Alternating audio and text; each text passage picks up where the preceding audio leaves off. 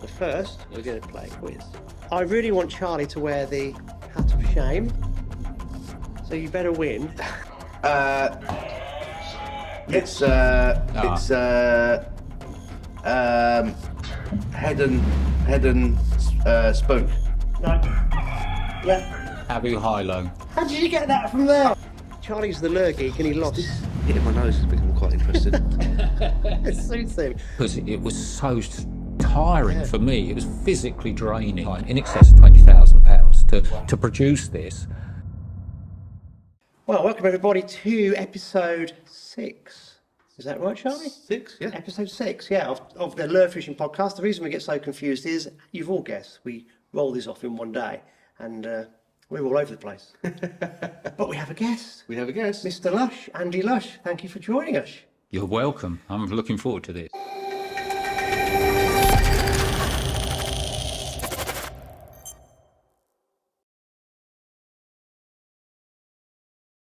So I collared you a few weeks ago, didn't I? And You did? yeah, you said you'd happily step into the breach and be one of our guests on the podcast. Now, for older viewers, you'll recognise this fine gentleman and you'll know exactly that he used to have a tackle shop, amongst other things. And for newbies to the sport, they might not recognise you at all. So we thought it'd be great to get you in, just so we can get you talking about basically the retail trade and how it's changed over the years. Retail or just lure fishing retail? Lure fishing. Just lure fishing Yeah. retail, yeah. I mean, the thing is that it's changed massively.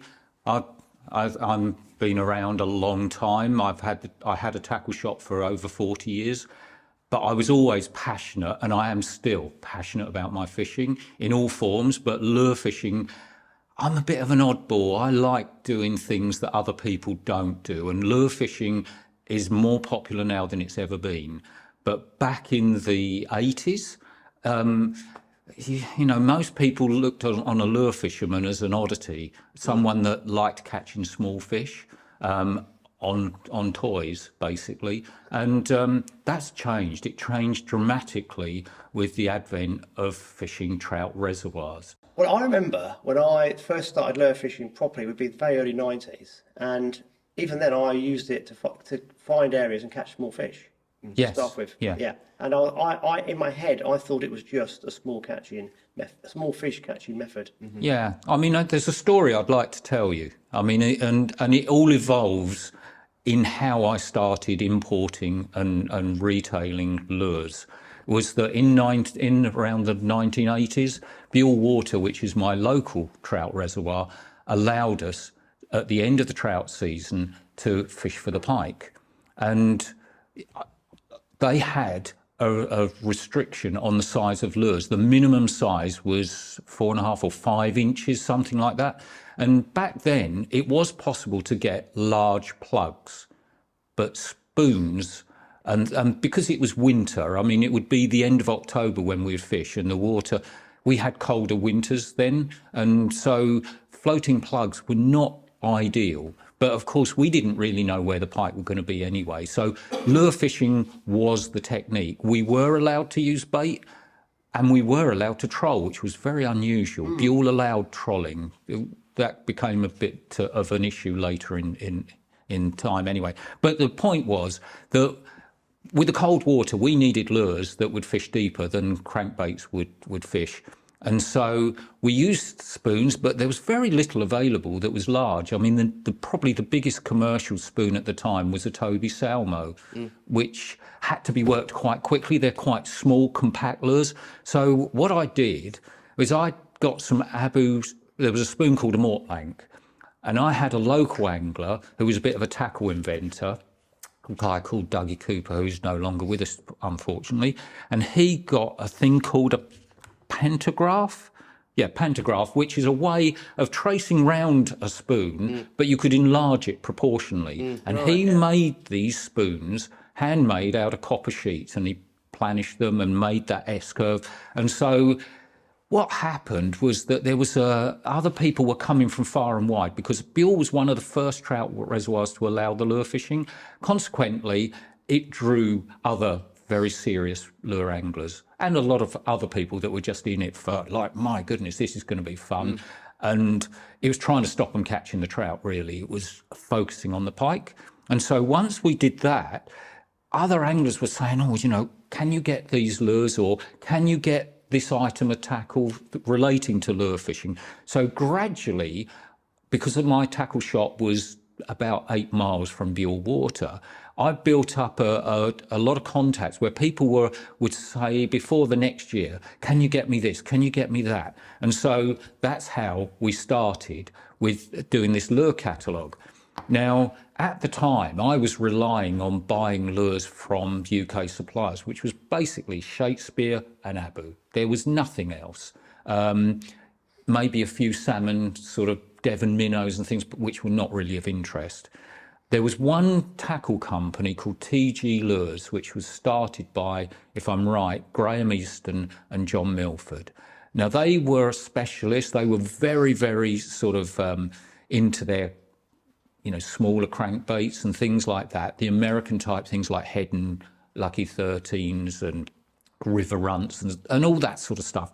Very little of it was applicable to what we were going to be doing, but they were obviously aware of what was going on. Chris LeBrant was also involved with TG Lures at the time as a consultant. And so we managed to get a few bits and pieces off of them. And the only lure that really stands out in my mind was this Canadian bit of a monstrosity called a quick fish. And it was a big jointed banana-shaped plug, and they did them to about 8 or 10 inches in length, and they did catch pike, and quite a lot of pike at Buell.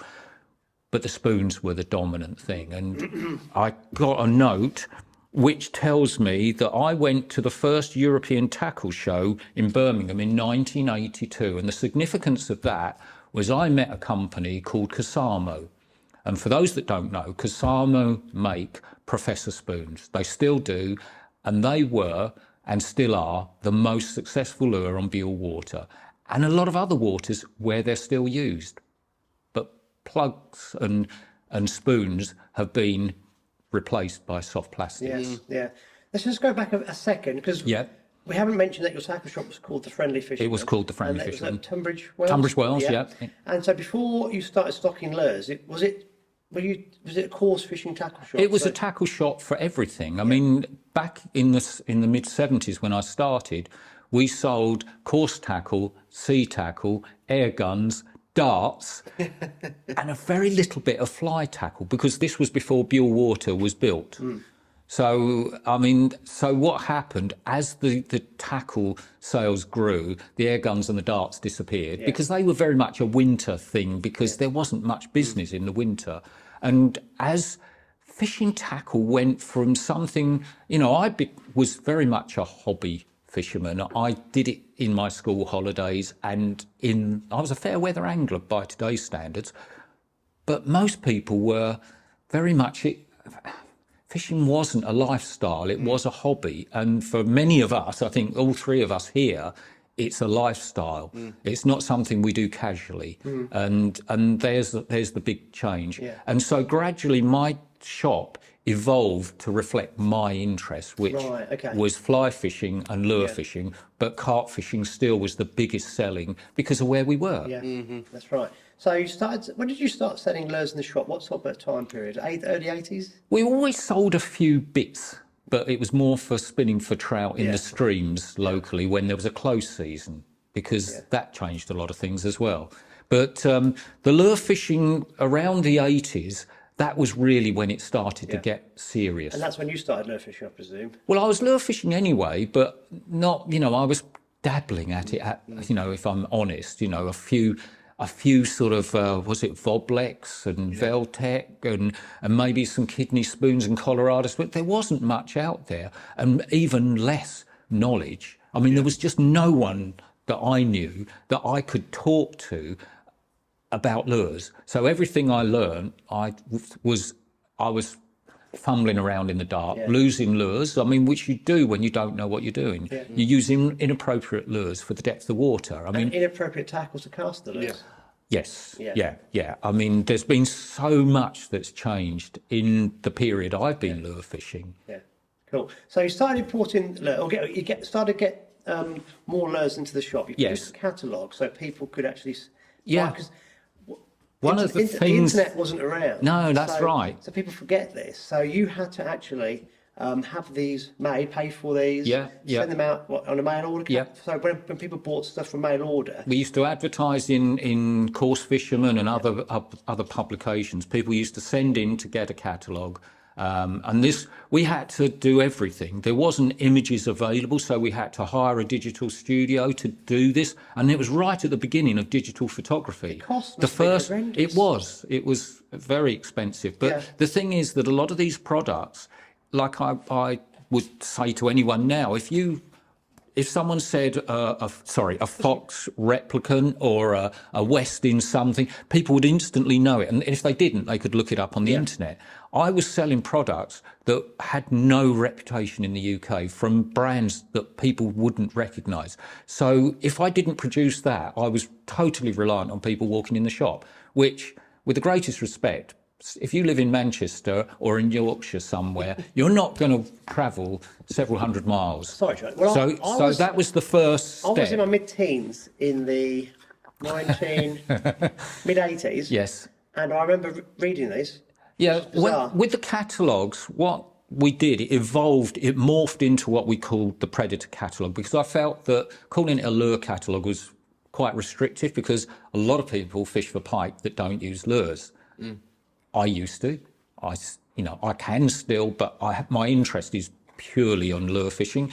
And what I wanted to do was, it's easier to sell product to people that are being successful. So in these catalogues, there was quite a lot of editorial content about how to use stuff, how to catch fish. It's not just a sales catalogue. And a lot of my fishing was in boats. And the biggest thing, because I used to have many conversations on the phone that went on for quite a long time, because I can talk for England, was that the things that I was always being asked was, how do I do this in a boat? How do I search the water? How do I troll? How do I do all these sorts of things? So a lot of the articles were written about the things that we regularly got, questions over, because I wanted people to be able to you buy more confidently if you know it's going to do the job that you need it to do. And so these catalogues were more than just selling. They were, without being too big-headed, they were educating as well. It was very informative. Because there was nothing. Charlie Bettle, bless. There was nothing sort of regularly written in the angling press about pike fishing. If you were a pike angler, you were lucky if Course Fisherman or any of the other magazines, around October, they felt, I suppose we ought to do a thing on pike. So they might have a couple of articles on pike fishing. It would always be bait fishing. It wouldn't be lure fishing. Very occasionally you'd get a good mate of mine, Gord Burton, would appear somewhere with a sort of a flamboyant, and he's a great mate of mine, so I'm sure he doesn't mind me saying, flamboyant sort of article that's exuberant about all the things about lure fishing, and then just see nothing for a couple of years. So I used to subscribe. My knowledge came from In Fisherman magazine, Muskie Hunter, Fishing Facts. I subscribed to all of those, and I was reading stuff about lure fishing, and a lot of it was not about pike fishing, and it was, would this work for pike? And all of this stuff was, can I adapt it? Because most of the information was coming from America. At that time, I suspect Europe was the same as the UK.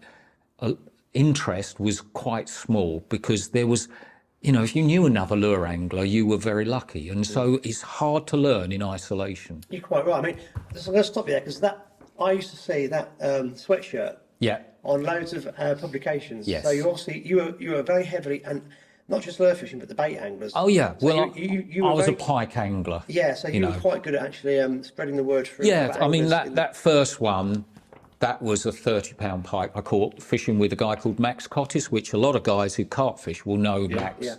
But I was fishing Ardley Reservoir, and that was my first £30 pike. And Andy Walker, who's in that picture, and many of the others, James Gardner and Bill Palmer and Stevie Wells, and lots of other people within the Essex area will know these guys. They were all friends of mine. We went and fished in Ireland together. I mean, I'm a passionate angler. This was not... The lure fishing evolved out of my interest. It wasn't I know what we'll do. There's a gap in the market.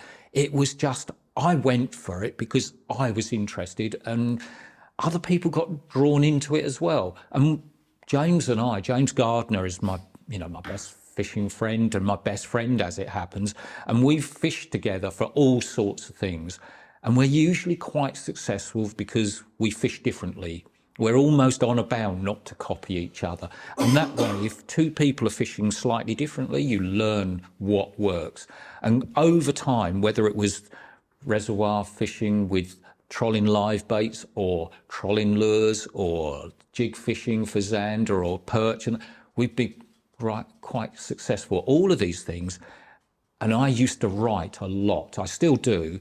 But this is all predates the internet. And this sort of catalogue was trying to cram as much information into that. But it also came at a cost because, as you rightly say, we had to produce all of this. We had to shoot all of it. Most of the imagery was not available, so we had to create it. All of it was ours, and that came at a cost. So were these produced every year? Not every year, because to be honest with you, to keep it within budget, I had to design a lot of this with the help of a friend, and it was done out of hours. Yes. So I'd do a day's work and grab a bite to eat and then go and sit by his computer while he sort of set. I knew what belonged together as a family of lures or what I wanted, and then it was his job to try and squeeze it all in. Because you got the numbers. So what number did you get up to? We got up to 9. And over how many years did it span from 1 to 9? I reckon about 12 years, 13 years maybe. Yeah. Yeah, so, it became, because it was almost like giving birth. It took so many months that by the time you put one to bed, you were just exhausted. So what year are we in with the number 9? Roughly? I don't know really. I think no, I'll have a look, but I don't think I have. This has been the last one that you produced. I just wondered, did you stop because of the internet? Absolutely. Right. I mean, the thing is, the catalogue was really good, but it was also a straitjacket because it took so long to put it together. This is interesting. You flicked through the first one, the last one. Yeah. It's lures.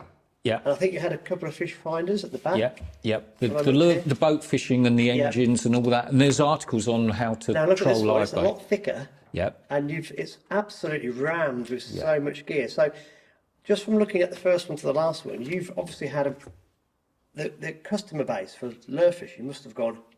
Well, what happened? I mean, a lot of it was the what we sold.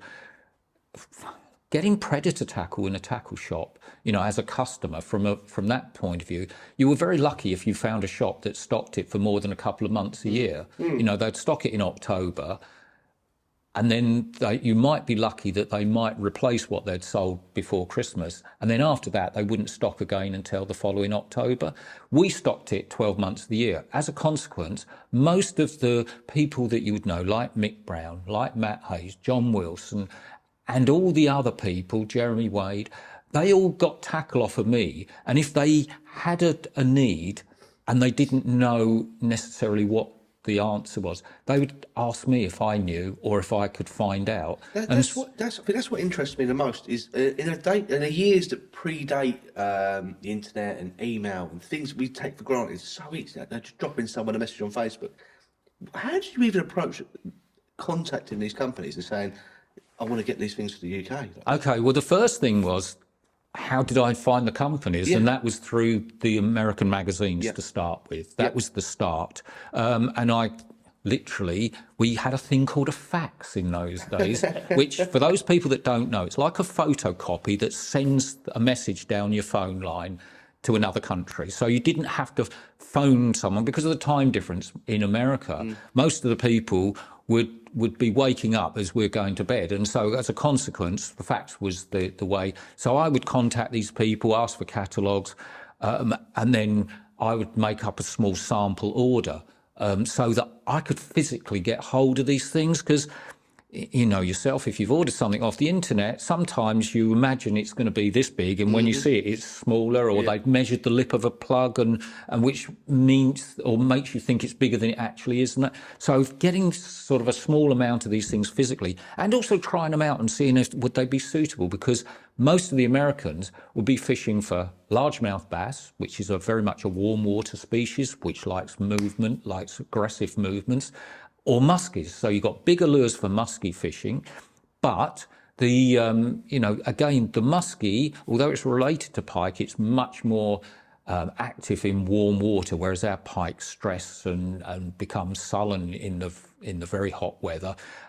Most of our pike fishing was in the winter when the water's very cold, so a lot of the musky lures were not suited to our fishing, the cold water, and my interest was big reservoirs. So we needed things that could be fished a lot slower and deeper than most musky lures. So in some cases, once I'd established a relationship with the companies, then I had baits altered. Some of the jerk baits, because jerk bait fishing, when Charlie Bettle did his lure fishing book, literally the last chapter was added almost at the end of the process. And I supplied him with the lures, because they were so new that he was aware of it. It started because other people were buying lures, mail order from a company called Rowley and Helen's Muskie Shop in Minocqua in Wisconsin. They were bringing in these lures.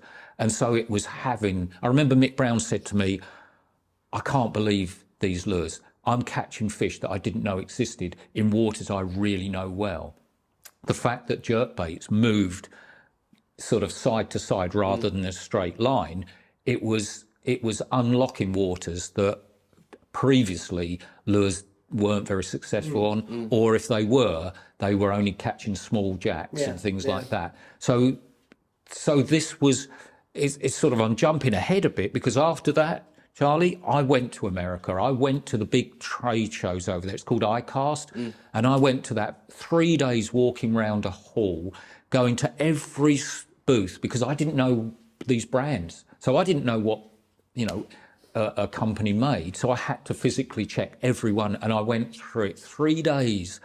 And very little was going to be any good to us. It was mostly for bass, which, again, going back, the most popular lure in the UK probably was the Big S, which still catches plenty of pike, but it was never designed for pike. It's a black bass, a largemouth bass lure. So this is why a lot of people had this sort of notion that lures only caught small pike, because it was imitating a small bait fish.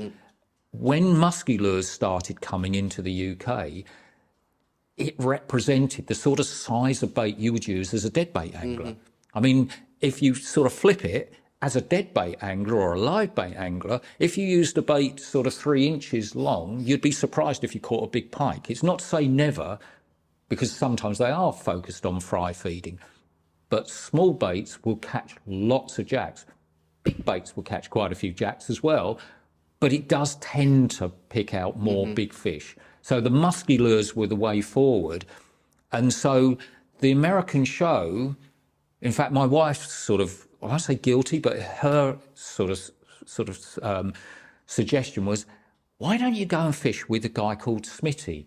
Now, I was importing some musky lures from a guy called Russ Smith, Smitty Baits, who's based up in Wisconsin. So I flew from Dallas, Texas, up to, I actually flew into Minneapolis in Minnesota, and drove all the way up took me a day to drive all the way up to Minocqua in Wisconsin, and fished with Smitty. And he took me into this Rowley and Helen's tackle shop, which is right in the heart of musky country. And I saw more in that shop that was relevant to us than I had in 2 trips of 3 days each time going around this big American show. Because musky fishing, it's a bit like, I suppose an analogy would be a bit like salmon fishing.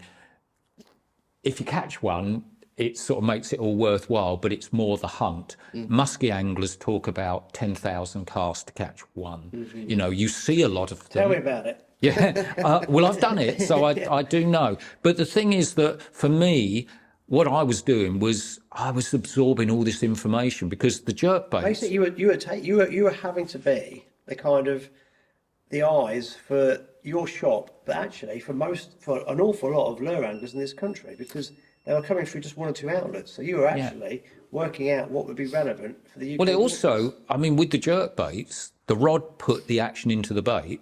The rods, as you rightly mentioned earlier, we had wands, we had very floppy rods that even if that you had one that was powerful enough to cast the bait, it certainly wasn't powerful enough to work the bait. And this was all pre-braid as well. There we go. I mean, this makes me feel ancient, but it's pre-braid. So it's fixed ball reels and mono. Yeah. Fixed ball reels and mono, So or if you were a salmon angler, you might have an ambassador, you might have a multiplier, but so we didn't have the tackle to work the baits. And one of the things that was quite noticeable was how short and powerful the rods were. I mean, watching, the anglers over there, how much they put action into the bait using the rod. The reel was taking up the slack. It wasn't retrieving the lure necessarily.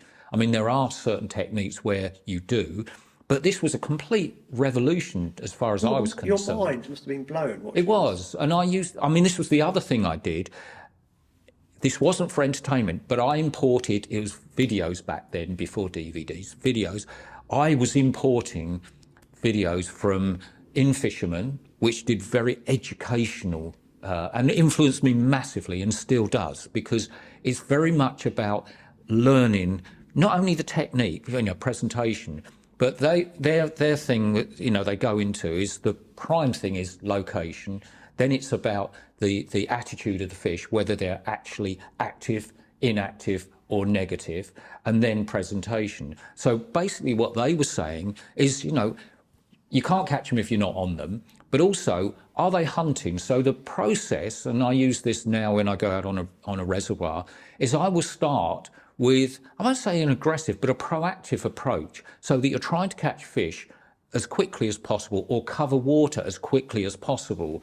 And you only start altering your presentation to be more subtle when it becomes apparent that they're not up for it. Because if you can catch them quickly, you can catch more than if you're finessing all the time. So when you were over in America, you were trying out equipment, and then obviously you knew how big things were, what they looked like, how they worked. What was the lead time from ordering to arriving at your shop? Well, a lot of that was down to, we air freighted everything because our orders were quite small, and so quite honestly, it was still very seasonal because most, pike fishing, predator fishing happened in the autumn months, and the reservoirs really generated most of our sales. It's changed. So, I'm thinking in my head, how long did you have to plan for getting the stock in? From actually finding out the stock? I think the ordering was the easy bit. The planning was months in because I sort of was researching it all the time. It was a constant thing because I'm addicted to it. I mean, it's the lure fishing wasn't. But even when you found the right tackle, you couldn't just get it 24 hours later. Oh, no, 7 days. Was there like a month lead time? What we used to do, sometimes it was more about the logistics because it's expensive to fly things over, and all the paperwork that goes involved, to bring stuff in. That what we did, we would have maybe 6 or 8 suppliers all send to one point in the States to consolidate it. So it came over on one shipment document because you get charged per document. Even longer. Oh, yeah. So what we're talking about, 3 months, 6 months? Sometimes it would, the planning, because also you have to pay everything up front. There's no credit on this. So, it was a big outlay. But at the time, there was no one else doing it. And the reservoirs really did sort of pay for in your head, you had to predict what you were going to sell next year. Yeah. Work out actually what it was by physically going over there, trying it out. Also, this was a straitjacket. As good as it was, if it wasn't in there, it didn't exist unless you walked into my shop. I had no way of presenting it to the consumer. So when we were doing these, and you can see that they were full of product. And a lot of it is relevant even now, and this is quite an old, but we sort of, without bigging myself up too much, we were the trendsetters. A lot of the stuff in there other people copied, but it became such a big thing that we were using UK suppliers quite a lot, and they had to buy space because I wouldn't earn the money, the margin out of it. I couldn't, build the margin in to support this publication. So they had to sponsor their pages, and people like Fox and Rapala and the like.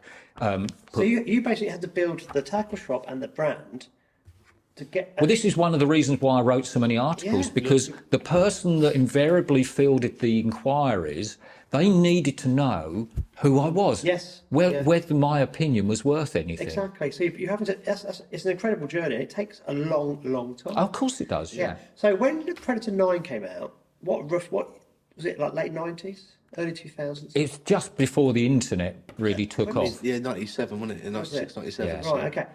We're going to come back Yeah. to this and finish off the tackle shop post internet and how this impacted all this. Okay. But first, Yes. we're going to play a quiz. Oh, right. Okay. Because I really want Charlie to wear the hat of shame. Okay.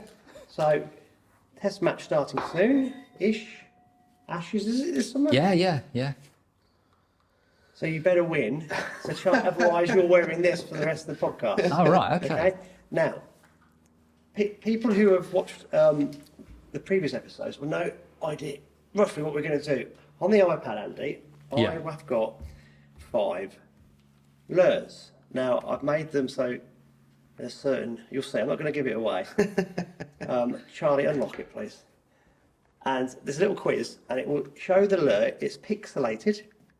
And as the timer runs down, the pixels become less pixelated. Okay. And you've got to use a buzzer to stop me and then tell me what the lure is. So, would you like, or Oh, definitely the. you go for the rooster, yeah. chicken? Okay. I'm stuck with a cow. Charlie's got the cow. Let me just have a trial run in my head because I messed this up last time. Oh, yeah, hold on. Got to unmute it. Yeah, I've done it. Right. It won't go. It won't. Let me see if I can spin it. It's locked. We've got tech issues. It's all right. I have tech issues all the time. I'll just make it as big as possible. The screen's got the locked. screen's There locked you go. itself. Perfect. Right. Okay. So, are you ready? Any buzzers? Fingers on buzzers. Now, viewers, I'll overlay the quiz as we're doing it. Once you press play, if you tap the screen, it will get rid of the border as well. Right. Okay. Ready? Here we go. Is that Charlie? Yeah. Go on. The MEPS Aglia. Hold on, I've got to remind myself what it was. No, it's not. Right. There we go. Let's go again. 8, 7, 6, 5, 4, 3, 2, 1, 0. Oh, I know Yeah. it now. Flying C. It is the Flying C. Yeah, it's a sort of 1 rubber 0, towel. on Mr. it. Lush. Well done. Right, let's go. Right, here we go. Number 2. 10, 9, 8, 7, 6. Yes, That is a Colorado spinner. No. it is. 1, 0. I feel like this is leaning towards you. Old. I think I remind Old people that school. I'm only 36. 2 0. Right, okay. I've got one. I just need one just to save face. That's the MEPS Aglia. Oh. Not. I saw, so I'm not. Yeah. It's definitely Meps, so I think he's. 10, Here you go. It's 9, Meps. 8, 7, 6, I can't remember. 5, I'm not going to cheat. 4, 3, 2, 1, MEPS number 2. 0. It's a comic, but I only saw it, so I'm. Can I get half a point for that? Yeah, I think you do. No. Oh, fair enough. 2 0. You're wearing the hat. Right, okay, go on in. Number 4. 10, Oh my 9, God. 8, 7, Yeah. Veltec. Nope. 8, I can't remember. 7, 6, I'm going to say MEPS Aglia too. Ondex. Oh, it is an Ondex. It's the bit of wall on the back, isn't it? Yeah, it's the same company. That yeah. 3 0. Unassailable lead. Well done, sir. It's the on-deck spinner. Yeah. Last one. Charlie, can you get one back? Oh, bloody thing. Here we go. 10, 9, 8, 7, It's 6, 4, head and spoke. No. Yeah. Abu Hilo. How did you get that from there? It's the It is. It's Abu Hilo. It's an age thing, mate. I hate this iPad. It's not very good. Well, you get the idea. 10, Here we go. I went through. 8, Just to rub it in. 7, Ruins my 6, IT. 5, How did you get that from there? That's good 3, skills. That is good. 2, As soon as I saw the lip. There we go. 0. Yeah, Abu Hilo. classic. It is, yeah. That was one of the few big lures that you Is could. that the one where you could change the the depth, the running depth. Did you notice there was a bit of a genre going on? Yeah, there was. It was an ages thing. Yeah. Do you know what? Without doubt, probably all of them were released before I was born. Mr. Lush, would you pass the hat Oh of yeah, shame to Charlie, yeah. please? I think so. Go on, I'll let you put it on. There you go. Thank you, mate. Look at that. I have to go under the headphones first, I think. I sat there last night, absolutely knackered after the late challenge win. I won't mention it again. And I thought, how can I stitch Charlie up? I know. Let's put a load of old spoons on, and the high-low will seal the deal. So yeah, Brilliant. Charlie's the lure geek, and he lost. This hitting my nose has become quite interesting. It suits him. Right, I'm really now, annoyed because I was on a streak and he's broken my streak now. What, you won one game? Two? That's- Oh, one, yeah. Yeah, you won one game. Yeah, We had Tommaso in as a guest, and But it was a route. Tommaso designed a Molex V-tail, so I front put it flips, on, and Charlie was straight in there. It's like, oh, Beaten no, too. got it. So, right, now, we could spend about 4 hours, couldn't we? We could easily, Yeah, so that's yeah. why we're surging on through, Yeah, otherwise yeah. it will take forever. So really, what I'm trying to get the viewer to understand is how much time, effort and money retailers back in the 80s and 90s had to spend just on getting the information out to customers. Because it was, and that's what we spoke about the first half. Well, there was mail order wasn't, there was two types of mail order. There was those people that would buy a recognised branded product like a Mitchell 300 if you're a certain age, or a Shimano bait runner or whatever, and sell it at a cut price.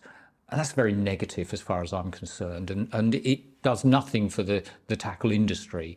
It does a little bit for the manufacturer, but the tackle shops earn very little out of it. At the time, the publishers earned a lot of money through the advertising.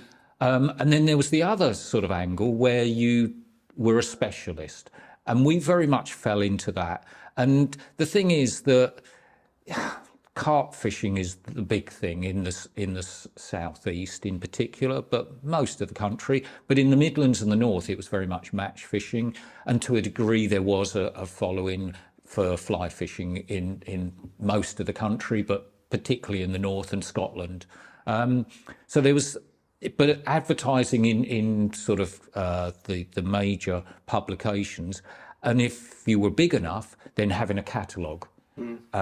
Was just a lot of the distribution of those catalogues was branded products that were available in the UK, and the catalogues were inserted into the publication. So it's a route to, not having to build a database. Because this is the thing that obviously, as we did the catalogue, we got people, because it was so expensive to produce these catalogues, we wanted people to have to make some commitment. They had to send an envelope in, stamped address envelope, to us. So we got their name.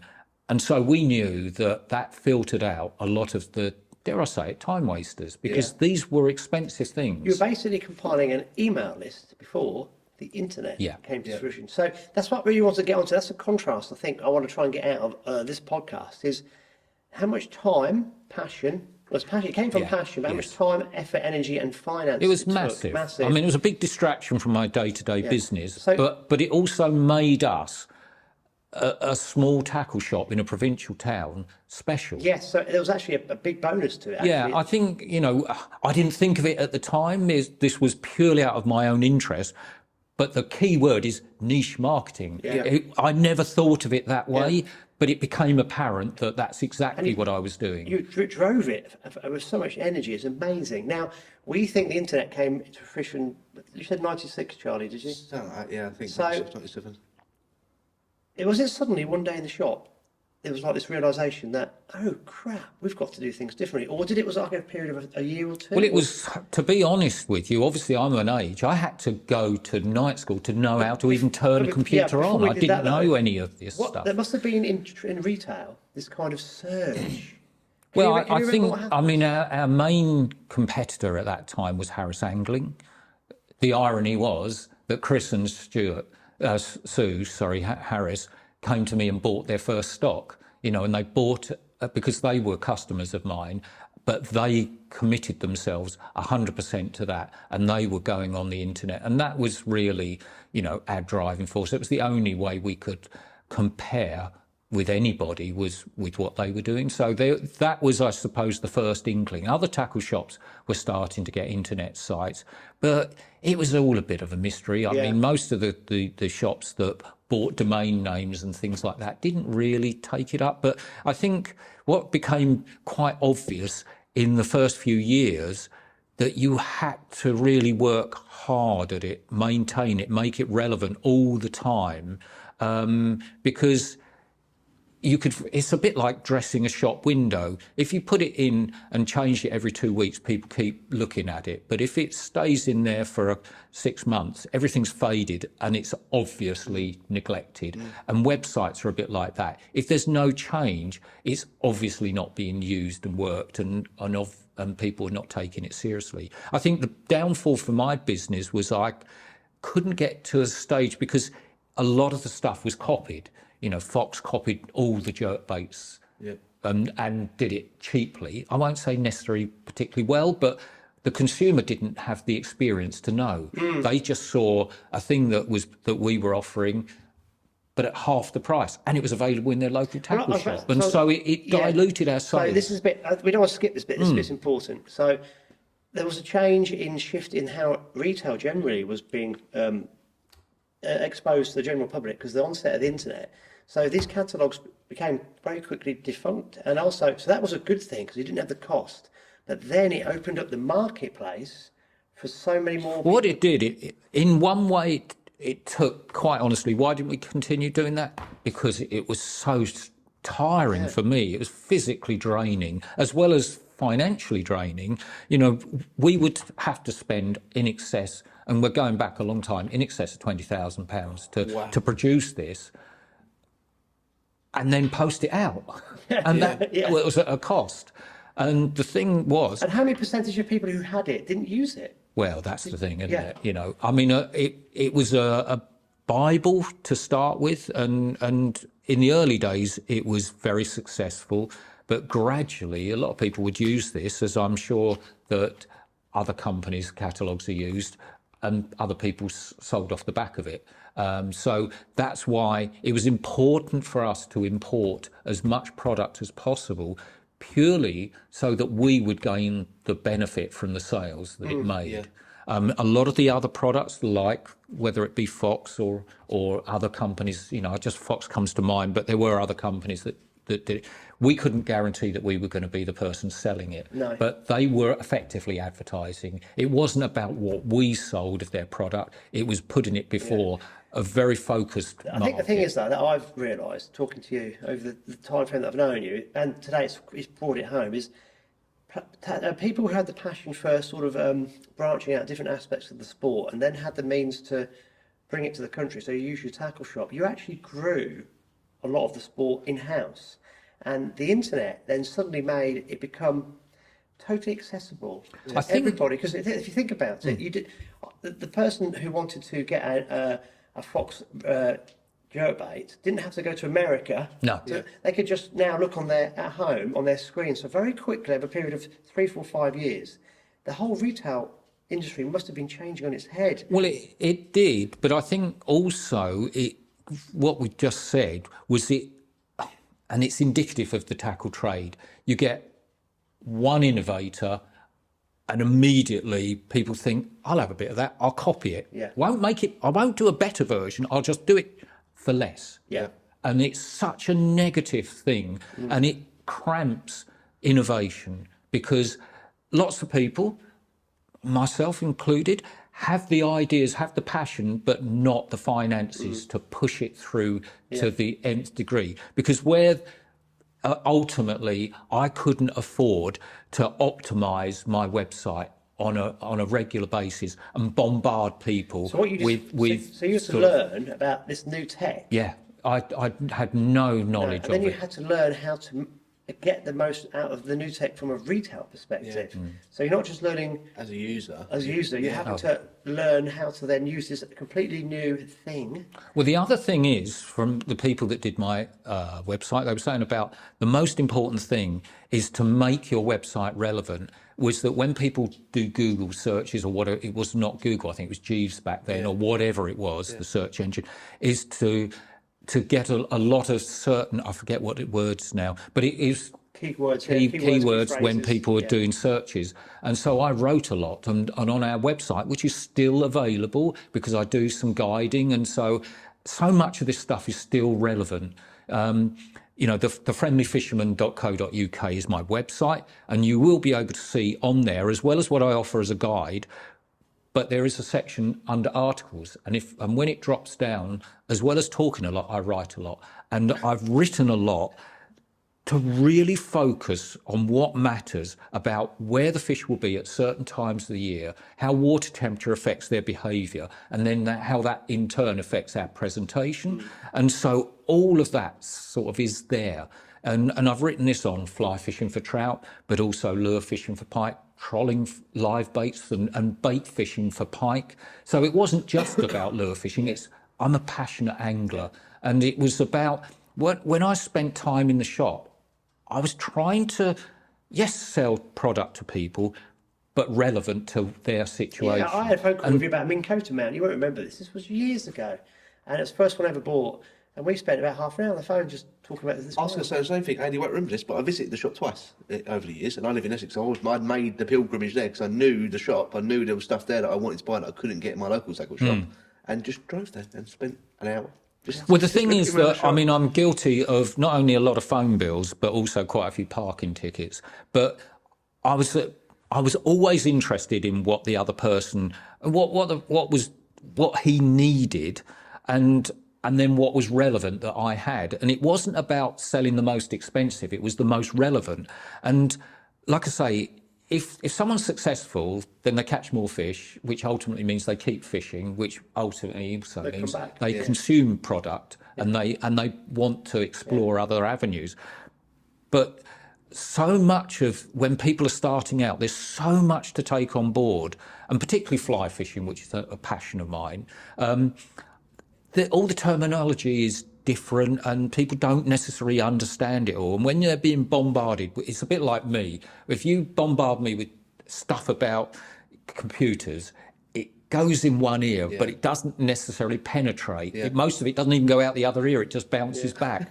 And so I wrote this stuff so people could go back, read it in their own time, possibly after they'd done some fishing, so that they could relate to it. That was on the shop website. It still is. Right, okay, because I think we need to start to pull this to an end, but there's one important bit that we need to finish off with, and I don't want you to go any sort of intricacies or personal details here, but you must have got to, did you get to a point then with the tackle shop, you just thought this is no longer viable, or...?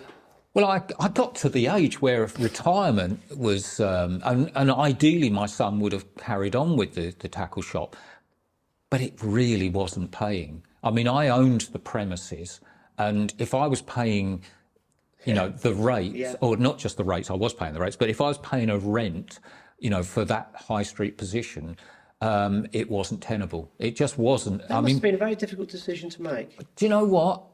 I would have said 5 years before I did it, yes, it would, because it was personal. In the end, it got to a point where I wasn't enjoying it. I was going to ask, one of the things that popped into my head is, do you think for you, and because you've got a passion for the innovation and advancement, when it got to a point that it was almost too easy and everyone was doing the same thing, there was lots of it, did part of your enjoyment, was that the bringing new things? I think the major thing was that ultimately there was so few young anglers coming into angling that needed me or other people like me that could help them as a stepping stone to, when you first go fishing, you have no idea. And if you catch a fish, wow, how special is that?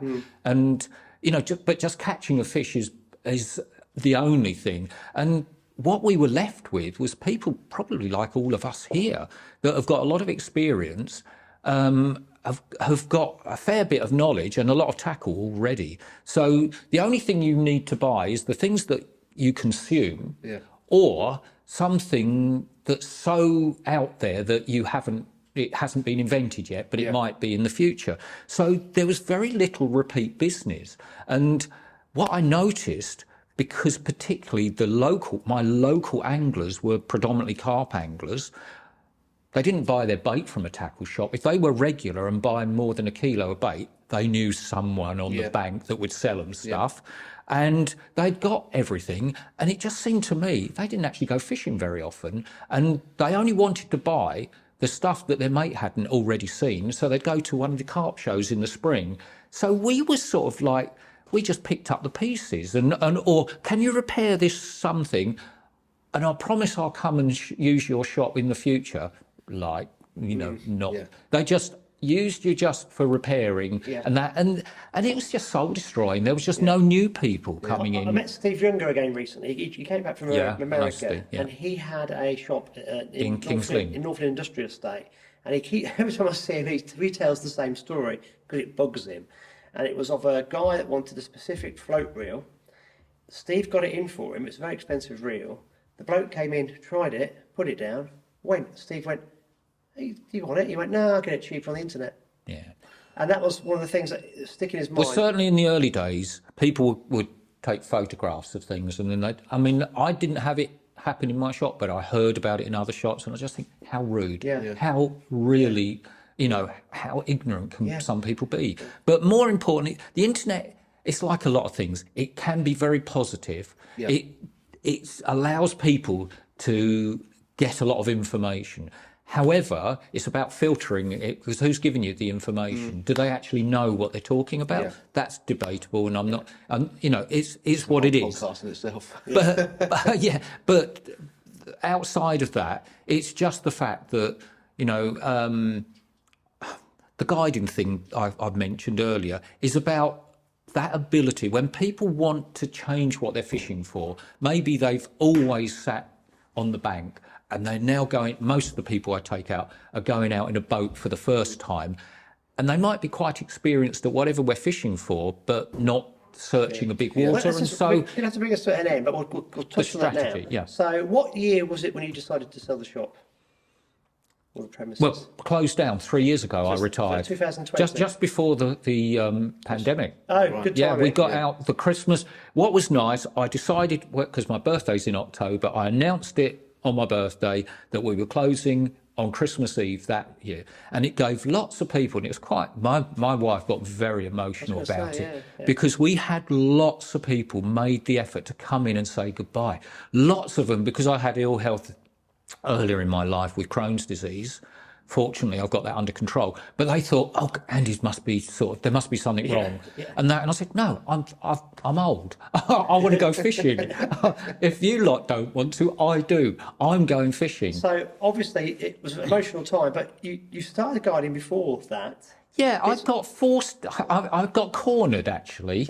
I mean, he won't mind me saying so, but a guy called Mike Maguire, who anyone that's a kayak angler will know who Mike Maguire is. They are in. As a recording, trying to catch those bass. Mike started lure fishing. I don't know exactly when, but he's a very capable competition match angler. Apparently he was sponsored by Browning, and Fox started doing this competition where they started up a series of competitions, and the finalists went and fished Chew.